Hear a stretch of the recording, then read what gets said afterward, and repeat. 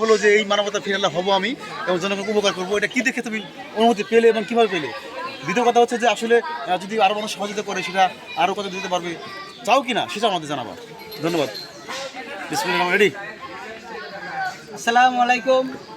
আমি করোনা কাল থেকেই আমি যখন সিএনজি চালাই, আমি মানবিক কাজ করি। এই সিএনজিতে করোনা রুগী নিয়ে যেতে আমার বড় ভাই বিদেশ থাকে, সে বলতো রাসেল তুই করোনা রুগী নিয়ে গেলে মারা যাতি, কিন্তু তারপরেও আমার ডাক্তার সাহেব মেডিকেল অফিসার আমাকে সাহস দিয়েছে যে রাসেল তুমি এই কাজ রুগীগুলোর সাথে সাথে তুমি নিয়ে যাও। সেই রুগী নেওয়ার পরে একটা কাশিনাথপুরতে নেওয়ার পরে মারা গেল সে রুগীটা। সেই কারণে আমি সেখান থেকে মনের কাছে যাচ্ছি, অসহায় মানুষের দেখলে মনে কষ্ট লাগে যে আসলে মানবিক কাজ যদি আমাকে নির্ভয়া বিচার পাবনার ডিসি সাহেব আছে, তারা যদি আমাদের কিছু সহযোগিতা করে। আমার একটা বৃদ্ধাশ্রম করার ইচ্ছা, অসহায় মানুষের যে নিয়ে কাজ করি সেই কাজে আমার বীর মুক্তিযোদ্ধা উদ্ধার করে এসে দাদা সহযোগিতা করে। আর আমার এলাকার যারা ধনাঢ্য ব্যক্তি আছে তারাও আমার এই কাজে সহযোগিতা করে।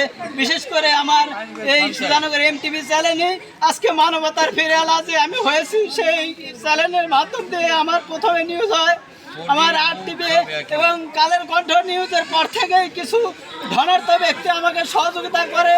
আমি তাদের কাছে সারা বাংলাদেশের ধনাঢ্য ব্যক্তি যারা আছে আমার পাশে থাকুন আর এই অসহায় মানুষের কিছু সহযোগিতা করুন। আমার পরিবারের সবাই, আমার বড় ভাইও আমার সহযোগিতা করে এই কাজে। আমার পরিবারের সবাই আমাকে সাপোর্ট দেয়, সেই জন্য আমি আজকে আমার বউ সাপোর্ট দেয়। আপনাদের মাধ্যমে বলতে চাই, কিন্তু সবাই আমাকে সাপোর্ট দেয় ইনশাল্লাহ। ধন্যবাদ।